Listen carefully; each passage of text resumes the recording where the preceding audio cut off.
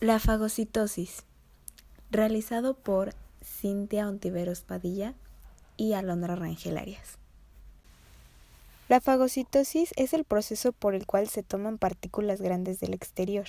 Es un componente de la inmunidad innata que depende de energía y es llevada a cabo por macrófagos, neutrófilos y células dendríticas. La fagocitosis es necesaria para la eliminación de cuerpos apoptóticos como parte esencial de la homeostasis. Es la ingestión de partículas mayores a 0.5 micrómetros como bacterias y hongos. La fagocitosis es parte de la primera línea de defensa y juega un papel importante en la iniciación de respuesta adaptativa. Promueve la liberación de citocinas proinflamatorias que favorece la activación de linfocitos. Tiene 5 fases. La primera, quimiotaxis. Segunda, reconocimiento y unión. Tercera, englobamiento. Cuarta, degradación. Y por último, procesamiento antigénico. En la primera fase, hablamos de quimiotaxis cuando nos referimos a la inflamación. Las células, para poder migrar, requieren de una excreción de integrinas y selectinas. La quimiotaxis en sí es mediada por quimiosinas, las cuales se dividen en dos, endógenas y exógenas. Las endógenas son secretadas por las mismas células, por ejemplo, monocitos macrófagos, interleucina 1, interleucina 8, y las exógenas son derivadas de la activación de la respuesta inmune innata. Por ejemplo, el lípido A y el ácido lipoteicoico. Estas quimiosinas inducen moléculas de adhesión entre los leucocitos y el endotelio vascular. Estas moléculas son las selectinas y las integrinas. Si esta unión presenta poca afinidad y permite desbordamiento, se le conoce como adhesión laxa. Por el contrario, si hay algún cambio de afinidad e incrementa la capacidad de unión, se le conoce como adhesión firme.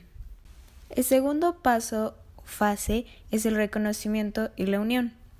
Los neutrófilos y los monocitos tienen una variedad de receptores de la inmunidad innata.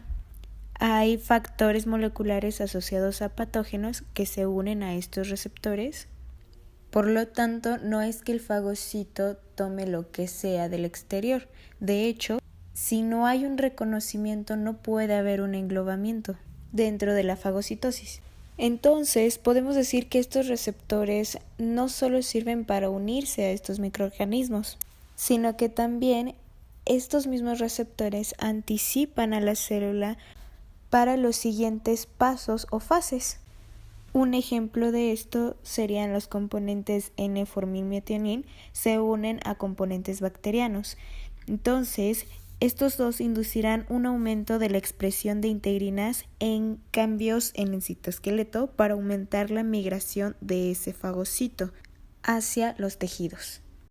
Con esto nos referimos a que no solamente es el reconocimiento, no solamente es la unión, sino que también facilita una señalización para que se puedan seguir dando los siguientes pasos o fases de la fagocitosis. O, como les comentaba, anticipa a la célula para los siguientes pasos o fases de la fagocitosis.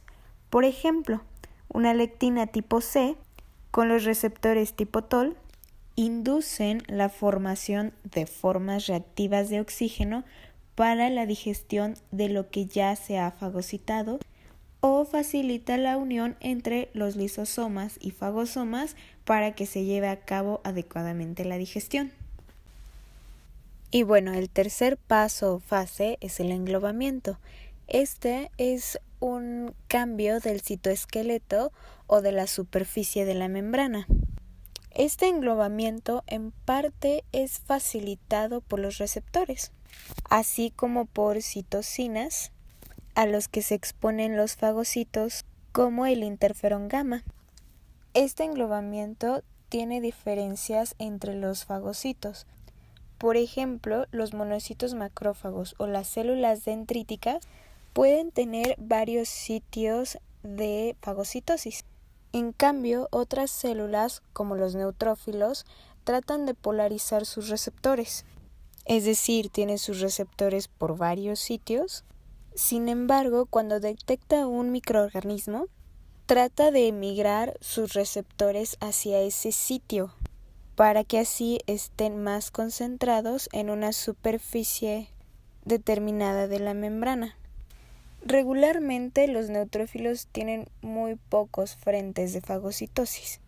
Con estos ejemplos entonces podemos ver o identificar las diferencias de englobamiento dependiendo de las células fagocíticas. Los receptores en parte ayudan a deformar la membrana.